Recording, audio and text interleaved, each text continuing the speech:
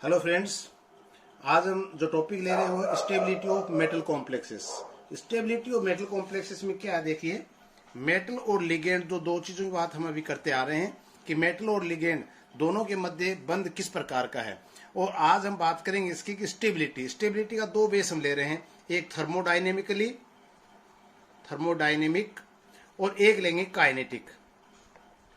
तो थर्मोडाइनेमिक और काइनेटिक दोनों तरीके से हम यहाँ पे बात कर रहे हैं।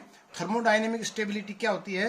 This is a measure of the extent to which the complex will forms. यानी जब हम कॉम्प्लेक्स बनाते हैं, रिएक्टेंट से प्रोडक्ट जो हम बना रहे हैं, उसकी स्थिति में एक्सटेंट जो हमारे पास है, उन कॉम्प्लेक्स की फॉर्म्स क्या है, उनका मेजरमेंट हम कैसे कर सकते हैं thermodynamically. Will be transferred into another species. जब रिएक्टेंट है वो प्रोडक्ट की स्पीसीज में आता है, या हम कहें कि एक रिएक्टेंट से प्रोडक्ट के बनने की स्थिति क्या है, अदर स्पीसीज क्या बन रही है। When the system has reached equilibrium. और कब लेंगे ये? जब वो सिस्टम इक्विलिब्रियम अवस्था में आ जाएगा, एक साम्य अवस्था में आ जाएगा, वह रिएक्टेंट से प्रोडक्ट का बनना या प्रोडक्ट से रिएक्टेंट का बनना। जैसा हम रिवर्स और इरिवर्स की बात कर रहे हैं, पर यहाँ हम कर रहे हैं साम्य अवस्था, वो अवस्था जिसके अंदर की हमारा जो रिएक्टेंट है वो प्रोडक्ट में बन रहा है, वो एक साम्य अवस्था में आ रहा है। यानी अवयवी तत्वों की तुलना में अगर हम बात करें प्रोडक्ट में क्या है, अवयवी तत्वों की तुलना में अधिक है। इसका मतलब क्या है? फॉर एग्जांपल जैसे एथेनॉल की हम बात कर रहे हैं, एथेनॉल के अंदर हम कहते हैं कार्बन, हाइड्रोजन, ऑक्सीजन एक रिएक्टेंट के रूप में है। उनकी बनिस्पत जब एथेनॉल बन जाता है वो ज्यादा स्थायी रूप में है। वो स्थिति क्या है? इक्विलिब्रियम स्थिति इसकी कहलाती है।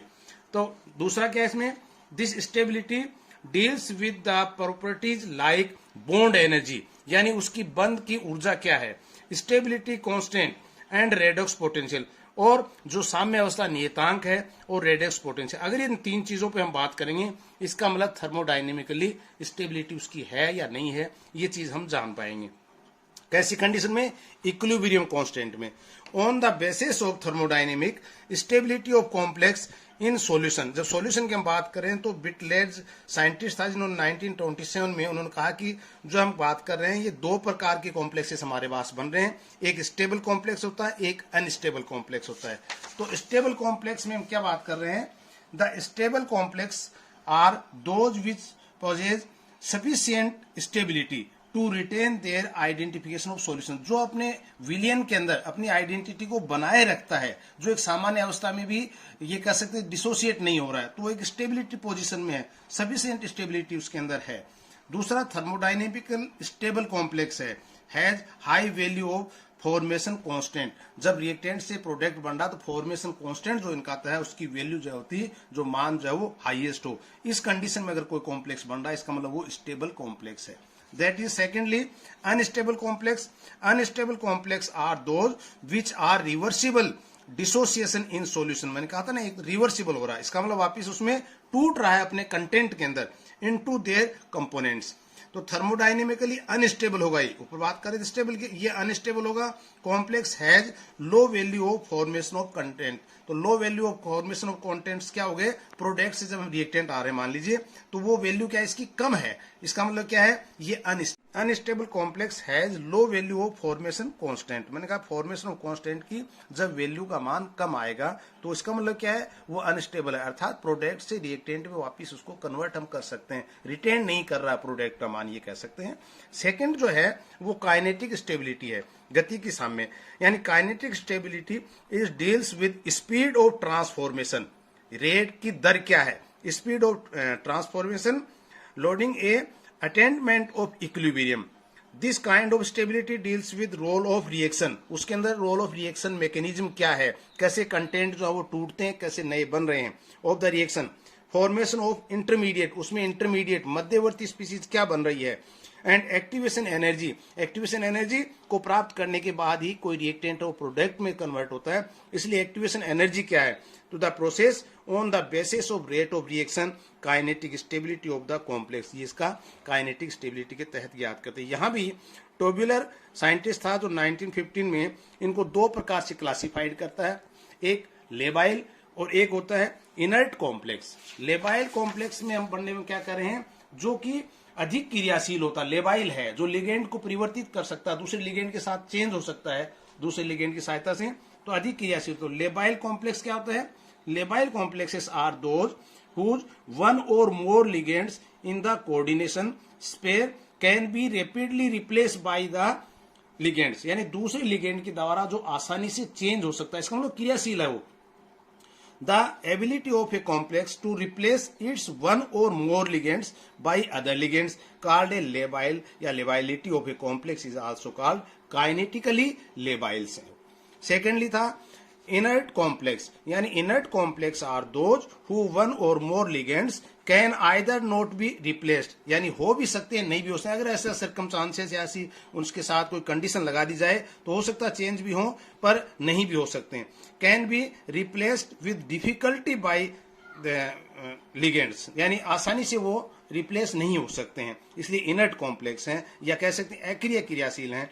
Inert complex also called kinetically inert होंगे। इनको एक एग्जाम्पल की सहायता से हम यहाँ समझ सकते हैं। देखिए टेट्रासाइनोनिक्लेट का एग्जाम्पल हमने लिया और इसके साथ हमने फिर साइनाइड की क्रिया, यहाँ पे क्रिया नहीं दिखा रहा हूं, मैं दिखाना चाह रहा हूं लेबल्ड कार्बन यानी रिप्लेस हो जाएगा इस साइनाइड से। तो रिप्लेस होने की दर जो है वो हाफ लाइफ टी, हाफ जो आता है वो 30 सेकेंड्स का यहाँ पे टाइम ले रहा है। जबकि दूसरा हम देखें कि मैग्नीज साइनाइड हेक्सासाइनोमैग्नेट की हम बात कर रहे हैं जो कि कार्बन लेबल्ड कार्बन है, उसकी दर जो है वो चेंज होने की हाफ टाइम की 1 आवर्स के करीब होती है। इसी प्रकार से हेक्सासाइनोक्रोमेट की अगर हम बात करें तो उसमें भी लेबल्ड कार्बन जो चेंज होने की दर जो है वो करीब 24 डेज होती है। इट मीन्स क्या हुआ, कोई भी संकुल उष्मा गति से अत्यधिक स्थायित्व होते हुए भी आवश्यक नहीं है कि वो नाभिकीय दृष्टि से भी उपयोगी हो, यानी को रिलेशन डायग्राम इनमें नहीं है। किसी को हम कह दें ये लेबाइल है थर्मोडाइनेमिकल स्टेबिलिटी में, किसी को हम कह दें कि इनर्ट है, तो ऐसा कोई संभव नहीं है, दोनों में कोई रिलेशन इसमें है नहीं। तो यहाँ पे हमने कहा कि there is no correlation between thermodynamic and kinetic stability, उष्मा गति की और गति की साम्य में कोई कोरिलेशन नहीं है। इसको भी एक एग्जांपल से हम यहाँ समझेंगे।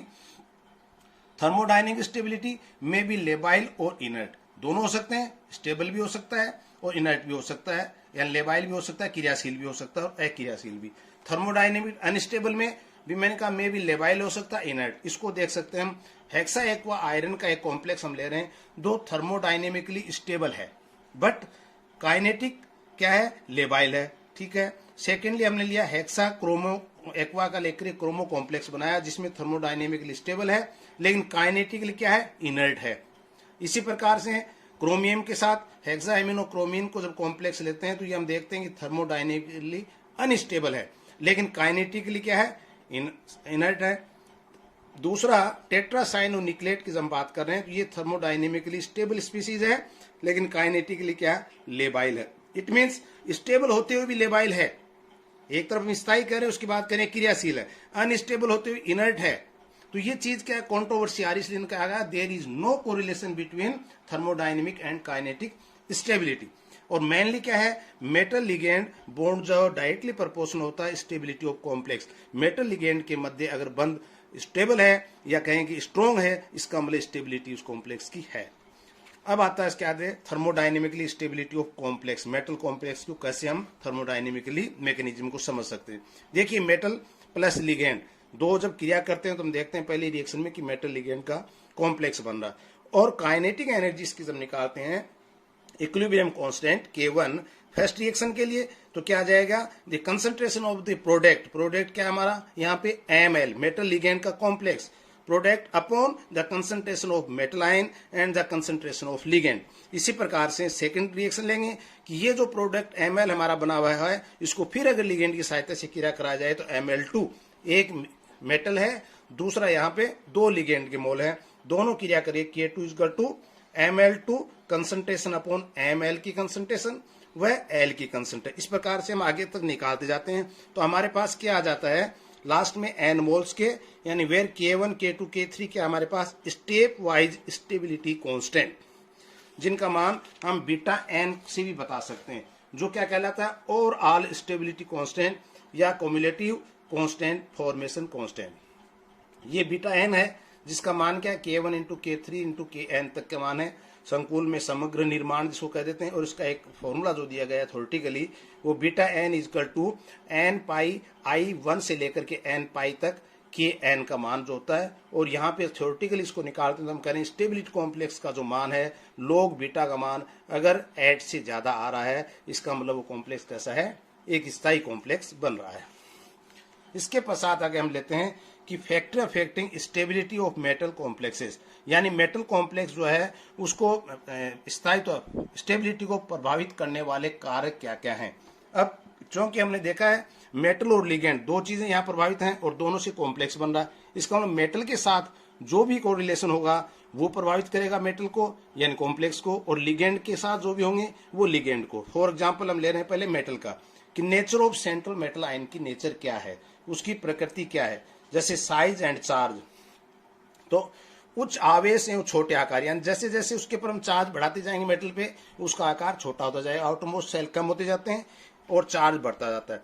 तो जैसे उच्च आवेश एवं छोटे आकार वाले धनायन स्थायी संकुल बनाते हैं, यानी कैसे बनाते हैं, स्टेबल कॉम्प्लेक्स बनाते हैं, जबकि कम आवेश एवं बड़े आकार वाले धनायनों से संकुल कम स्थायी होते हैं। फॉर एग्जाम्पल देखिए cobalt +3 more stable then cobalt +2। अब एग्जाम्पल में आ जाता है आपके साथ कोई भी लिगेंड इसके साथ लगा दें तो आपको पता होना चाहिए कि जब ऑक्सीडेशन नंबर यहाँ बढ़ रहा है इसका मतलब इसकी साइज कम हो रही है, तो जो साइज कम होगी वो मेटल के साथ जो लिगेंड का कॉम्प्लेक्स बनेगा वो ज्यादा स्टेबल होगा। आयरन +3 देन आयरन +2, तो +2 से +3 का जो कॉम्प्लेक्स होगा वो ज्यादा स्टेबल होगा। कैल्शियम आयनों की तुलना में छोटे आकार के निकल +2 आयन अत्यधिक स्थायी संकुल बनाते हैं। पहले हमने साइज एंड चार्ज लिया, उसके बाद ले रहे हैं electron acceptor property of metal, यानी लिगेंड से इलेक्ट्रॉन को एक्सेप्ट ग्रहण करने की जो प्रवृत्ति मेटल की है, जो धातु आयन की है, वो कैसी होनी चाहिए। क्योंकि स्वाभाविक है, हम जानते हैं कि आपने पढ़ा है पहले कि हार्ड एसिड, हार्ड बेस, फिर हार्ड एसिड जो हम ले रहे हैं वो लिगेंड के साथ, यानी जब हार्ड एसिड है, हार्ड लिगेंड है हमारे पास, हार्ड बेस है, तो वो क्या होगा, बॉन्ड स्ट्रॉन्ग बनेगा यानी स्टेबल बनेगा। और जब हम करें कि वीक मेटल हम ले रहे हैं, मान लीजिए यहाँ पे, तो वीक फील्ड एसिड और वीक लिगेंड, तो वो भी क्या होगा, स्टेबल होगा, और मध्य की अवस्था होगी वो स्टेबिलिटी की ओर नहीं जाएगी। देखिए यहाँ पे धातु कठोर अम्ल, मैंने कहा कठोर अम्ल, हार्ड एसिड, और वे ऐसे लिगेंड के साथ संकुलन करेंगे जो कठोर क्षार, ऐसा मतलब बेस कैसा हो, कठोर, तो कठोर कठोर के साथ कर रहा है, इसका मतलब कैसा बन रहा है, स्ट्रॉन्ग। दूसरी प्रवृत्ति क्या हो सकती है, धातु मृदा, यानी वीक मेटल हमारे पास, या कह सकते हैं सॉफ्ट मेटल मृदा है, और वो कैसे होंगे स्थायी, ओलिफिन संकुलों के साथ निर्माण करेंगे। ओलिफिन जो डबल बॉन्ड वाले कंपाउंड जो बन रहे हैं उनके साथ जो बनेगा वो स्ट्रॉन्ग बनेगा। तो ये प्रभावित कर सकता है। इलेक्ट्रॉन एक्सेप्टर कैसा है, एक्सेप्टर में इलेक्ट्रॉन आसानी से ले रहा है नहीं ले रहा, उसके पास खाली कक्षा उपलब्ध है कि नहीं है, ऐसी कंडीशन होगी, ये भी मेटल को या हम कह सकते हैं कॉम्प्लेक्स की स्टेबिलिटी को प्रभावित करेगी। Next, electronic configuration of metal ion, मैंने कहा था इलेक्ट्रॉनिक कॉन्फिगरेशन उसका कैसा है, यानी तीन तरह के हमारे बात कर सकते हैं, D0, D1, D2 जो ऑक्टाहाइड्रल अष्टक फलकीय हैं और उच्च समन्वयक संख्या वाले संकुल बनाने की प्रवृत्ति रखते हैं ये। सेकेंडली D4, D5, D6 वाले ये भी ऑक्टाहाइड्रल संकुल हैं, लेकिन दो अधिक डी कक्षक उपलब्ध नहीं करवाने के कारण ये उच्च कोऑर्डिनेशन वाले कॉम्प्लेक्स बनाने में असमर्थ हैं। इसी प्रकार से D7, D8 और D9 विन्यास वाला आयन में अधिकतम एक डी कक्षक उपलब्ध होता है। तो ये क्या है, ये वर्ग समतुल्य संकुल बनाने के लिए चेष्टित रहते हैं। अगला है इलेक्ट्रोनेगेटिविटी ऑफ मेटल, मेटल की इलेक्ट्रोनेगेटिविटी क्या है। इलेक्ट्रोनेगेटिविटी से आपका तात्पर्य पहले मैंने बताया कि मेटल और लिगेंड मान ले या किसी भी दो एटम्स के मध्य जब बॉन्ड बनता है तो बॉन्डेड इलेक्ट्रॉन को अपनी ओर आकर्षित करने की जो प्रवृत्ति है वो इलेक्ट्रोनेगेटिविटी का गुणधर्म है। तो विद्युत ऋणात्मकता का मान जितना अधिक होगा उस संकुल का स्थायित्व की उष्मा भी अधिक होगी। क्रिस्टल फील्ड स्टेबलाइजेशन एनर्जी, स्थायीकरण उष्मा, जो हमने डी कक्षक में पढ़ा था, डी कक्षक स्प्लिटिंग जब हो रहा था हमने कहा था 2G और EG, इनके मध्य जब उष्मा का वितरण हो रहा तो मैंने कहा था क्रिस्टल फील्ड स्टेबलाइजेशन एनर्जी, उनके स्थायित्व की ऊर्जा क्या है। तो विपाटन के दौरान मुक्त हुई उष्मा CFSE का मान जितना अधिक होगा उस संकुल का स्थायित्व स्टेबिलिटी भी उतनी ही अधिक होगी।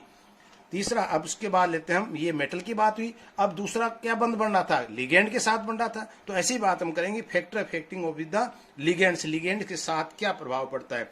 तो चार्ज एंड साइज की बात हम करें, फॉर एग्जांपल जैसे आयरन फ्लोराइड के साथ कंपाउंड बन रहा है तो यहाँ पे मैंने कहा log बीटा का मान उच्च आ रहा है।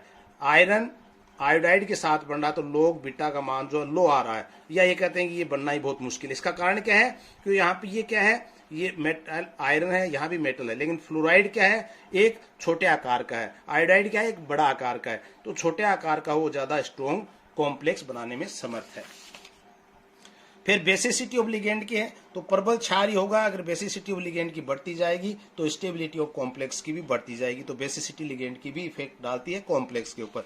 थर्ड जो इंपॉर्टेंट मैं बात कर रहा हूं वह है चिलेट इफेक्ट, या इसको किलेट इफेक्ट भी बोल देते हैं। तो किलेट इफेक्ट क्या है?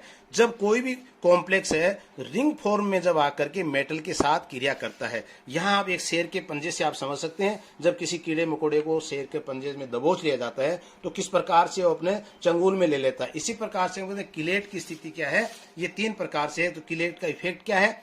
दूसरा ये कह सकते हैं पॉलीडेंटेड लिगेंड, जैसे मोनोडेंटेड लिगेंड में क्लोरोफ्लोरो आयोडीन की बात कर रहे हैं, जो यानी कि मेटल के साथ एक ही बंध बना सकता हो। बाइडेंटेड जो मेटल के साथ 2 प्रकार से बॉन्डेड हो सकता है। पॉलीडेंटेड मतलब 2 या 2 से ज्यादा डेंटेड यानी एक दंतुक जिसको हम कह सकते हैं बॉन्ड बनाने में समर्थ हो। तो जितना ज्यादा मेटल को कैप्चर कर पाएगा लिगेंड, वो उतना ही ज्यादा स्ट्रॉन्ग बॉन्ड बनेगा और कॉम्प्लेक्स की स्टेबिलिटी बढ़ेगी। Secondly number of chelating ring, मैंने कहा था यहाँ पे क्या चिलेट के कारण रिंग बन जाता है, एक ओपन चेन बन रही है, एक क्लोज चेन बन रही है। तो पहले भी हमने पढ़ा है कि क्लोज चेन के साथ जब कॉम्प्लेक्स फॉर्मेशन होती है तो ज्यादा स्ट्रॉन्ग होती है, वहां से अलग करना परमाणु को ज्यादा एनर्जी देने वाली सी बात है। तो यहाँ जितनी ज्यादा रिंग की साइज बढ़ती जाएंगी, जितने नंबर ऑफ साइज बढ़ती जाएंगी, वो कॉम्प्लेक्स उतना ही ज्यादा स्ट्रॉन्ग होता जाएगा। तीसरा इसमें आता है स्टेरिक हिंड्रेंस। स्टेरिक हिंड्रेंस का मैंने पहले भी आपको बताया कि जब भी कोई कंपाउंड हमारे पास लिगेंड आ रहा है और उसके पास स्टेरिक हिंड्रेंस बड़ा समूह आ रहा है, तो उसके लिए क्रिया करने के लिए पूर्णतः जगह नहीं मिल पाती है। तो ऐसी स्थिति में क्या होता है, वो कॉम्प्लेक्स इतना स्ट्रॉन्ग नहीं हो पाता है। इसको देखिए आप एग्जाम्पल से। फिर यहाँ पे एक एग्जाम्पल आपको दिया हुआ है जिसमें यह है कॉपर के साथ अमोनिया की रिएक्शन। हमने देखा है कॉपर के साथ 4 कोवलेंट बॉन्ड बनते हैं अमोनिया, लेकिन log K का मान जो आ रहा है मैंने कहा 11.9। इसी प्रकार से कॉपर के साथ मैंने कहा कौन सा चिलेट वाला प्रभाव दिखाना चाह रहा हूं, तो उसमें क्या है इथाइल EN क्या है, इथाइलिन डाइअमीन, जो कि एक किलेशन का कार्य कर रहा है। ये इसके साथ क्रिया करके एक रिंग टाइप कंपाउंड आपको नजर आ रहा है। यहाँ पे 5 मेम्ब्रेन 1 2 3 4 5 मेम्ब्रेन, यहाँ भी 5 मेम्ब्रेन रिंग यहाँ पे बन रही है। तो इसका मतलब क्या होगा, ये इसके कंपेयर में ज्यादा स्ट्रॉन्ग होगा, तब इसका मान क्या है 20.8 मान है। इसका मतलब log K का मान जो है वो ज्यादा आ रहा है। इसके लिए हम कह सकते हैं कि चिलेशन के कारण इसका जो प्रभाव जो है वो स्ट्रॉन्ग फिल टाइप हो जाता है और कॉम्प्लेक्स मजबूत हो जाता है। इसमें एक चीज आती है एंट्रोपी इफेक्ट। यानी एंट्रोपी इफेक्ट क्या है? एंट्रोपी को जैसे मैंने पहले बताया आपको कि स्टेट ऑफ द डिसऑर्डर की प्रवृत्ति उसमें क्या बनती है। देखिए हमने कहा रिएक्टेंट में कितने मोल हैं, यहाँ देखिए टेट्रा एक्वा का कॉपर कॉम्प्लेक्स हमारे पास है प्लस अमोनिया के साथ हम यहाँ क्रिया करवा रहे हैं, तो नंबर ऑफ मोल्स की संख्या 4 + 1 दैट इज 5 मोल है। यहाँ पे प्रोडक्ट में आप देखेंगे कि टेट्रा अमीन कोऑपरेट बन गया प्लस 4H2O, तो यहाँ पे क्या है नंबर ऑफ मोल्स क्या है, वही 5 है। तो इसका मतलब क्या है, रेट में क्या reactant equal to product, the number of molecule कितने हुए 0। इसका कोई अंतर नहीं आ रहा, 5 मोल हम लेके चले 5 मोल हमें प्राप्त हो रहे हैं। तो हमने क्या किया कि इफेक्ट ऑफ एंट्रोपी क्या है, यहाँ पे 0 है। इसका मतलब डेल्टा S = 0, कोई ज्यादा परिवर्तन नजर नहीं आया। लेकिन दूसरे एग्जाम्पल में आप देखिए, ये क्यों दिखा रहा हूं, क्योंकि किलेशन हो रहा है। दूसरे में टेट्रा एक्वा का जो कॉम्प्लेक्स कंपाउंड हमने कॉपर के साथ लिया और 2 मोल ऑफ एन इथाइलिन डाइअमीन, तो टोटल कितने मोल हो गए 3 मोल। प्रोडक्ट के समय आप देख रहे हैं यहाँ पे प्लस 4H2O 4 मोल और 1 मोल हमारा कॉम्प्लेक्स बन गया, टोटल मोल कितने हो गए 5। इसका मतलब क्या हुआ कि एंट्रोपी इफेक्ट यहाँ नजर आ रहा है, क्योंकि रिएक्टेंट में 3 मोल थे, प्रोडक्ट में हमारे पास 5 मोल है, तो डेल्टा S नॉट जे 0, तो डेल्टा S क्या आ रहा है पॉजिटिव मान आ रहा है, और डेल्टा S का जितना पॉजिटिव मान आएगा वो कॉम्प्लेक्स उतना ही स्टेबल होगा। इसके बाद हम लेते हैं एक पूछा था टेम्पलेट इफेक्ट भी। टेम्पलेट इफेक्ट क्या है, देखिए हीमोग्लोबिन है, क्लोरोफिल है, इनका निर्माण सबका टेम्पलेट इफेक्ट से ही होता है। यानी ये क्या है, चक्रीय पॉलीथर है। चक्रीय पॉलीथर धातु आयनों के साथ त्रिविम विशिष्ट अभिक्रिया करके एक स्थायी संकुल का निर्माण करते हैं, इसे कहते हैं टेम्पलेट प्रभाव। टेम्पलेट प्रभाव में एग्जांपल लिया मैंने लिथियम बेंजो 12 क्राउन 4 संकुल। यहाँ क्या है 12 क्राउन क्या है कि इस प्रकार से रिंग्स की जो संख्या आ रही है कार्बन की 12 है। 4 क्या यहाँ पे ऑक्सीजन के साथ जो बॉन्ड बना रहे हैं वो 4 संकुल। देखिए ये बेंजीन रिंग बनी हुई है, इसके साथ 4 ऑक्सीजन है और लिथियम जो एक गुहिका कुटिका इसके अंदर है, इसके अंदर फिट हो गया है। तो मैंने कहा था कि सक्रिय पॉलीमर धातु आयनों के साथ त्रिविम विशिष्ट अभिक्रिया करके एक स्थायी संकुल बना लेता है। इस गुहिका में मेटल जो है अपने आप को एडजस्ट कर लेता है, तो इस रिंग को तोड़ना मुश्किल हो जाता है। तो ये पॉलीइथर में ऐसा जो प्रभाव जो हमने हीमोग्लोबिन में क्लोरोफिल में देखने को मिलता है, ये कहलाता है टेम्पलेट इफेक्ट। इसका एक एग्जांपल और ले लेते हैं हम कि मैक्रोसाइक्लिक इफेक्ट क्या होता है। इसका मतलब एक साइकिल, जैसे मान लीजिए ओपन में हमने कंपाउंड की रिएक्शन करा रहे हैं, जैसे कि आप एक कंपाउंड को ले सकते हैं यहाँ पे NH2CH2 का whole thrice NHCH2 whole twice NHCH3 whole twice NH2, यानी एक ही मॉलिक्यूल हमारे पास है, तो दोनों ओर तरफ क्या है NH2 मॉलिक्यूल है, जिनके साथ क्रिया करने पर log K का मान जो 11.25 आ रहा है। लेकिन यही लिगेंड अगर हमारे पास एक रिंग के फॉर्म में हो, NH2 यहाँ पे CH2 NH2CH2 एक रिंग फॉर्म में बन गया, तो ये कहलाता है जिंक के साथ क्रिया करने पे इसका मान जो बढ़ करके 15.34 हो जाता है। इसका मतलब क्या है कि ये मान जो K का बढ़ रहा है वो किसी कारण से बढ़ रहा है, मैक्रोसाइक्लिक। जितनी ज्यादा रिंग बड़ी होगी, जितने नंबर ऑफ साइज रिंग के बढ़ेंगे, वो सब क्या होगा, इसको कॉम्प्लेक्स को स्टेबिलिटी प्रदान करेंगे। इसमें दो चीज और आती है, एक इनोसिएंट और एक नॉन इनोसिएंट लिगेंड। एक मासूम लिगेंड होता है, एक अमासूम होता है। मासूम लिगेंड का तात्पर्य यहाँ पे है जिसके नंबर ऑफ ऑक्सीडेशन नंबर में कोई परिवर्तन नहीं होता हो। जैसे फॉर एग्जांपल फ्लोराइड को हम लेते हैं, इसका एक ही नंबर ऑफ -1 ऑक्सीडेशन नंबर हमेशा रहती है, कोई चेंज नहीं होती। ये क्या कहलाता है, मासूम इनोसिएंट लिगेंड है।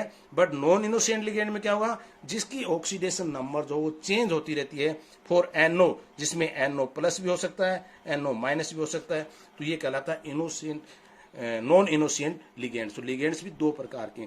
इस प्रकार से लिगेंड भी मेटल की स्टेबिलिटी को या कैसे कॉम्प्लेक्स की स्टेबिलिटी को प्रभावित कर सकते हैं। तो आज के लिए इतना ही है।